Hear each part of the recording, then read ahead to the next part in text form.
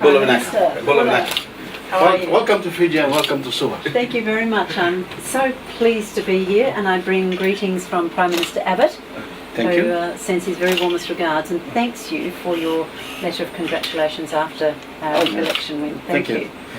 Good fortune, a 6'8" Fijian by the name of Nick Natanui, who plays football for the West Coast Eagles, which is my football team from Western Australia, came to Canberra, and I told him that David Weerapunt is one of our original players for the West Coast Eagles. This is our Premiership Cup, the Aussie Rules Cup that we won in 1994.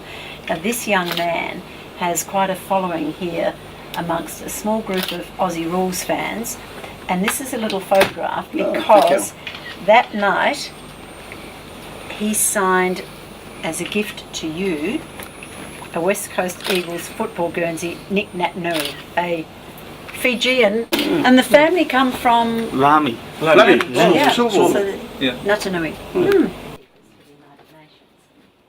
People in the Middle East. So we're taking in more TS and more reservists.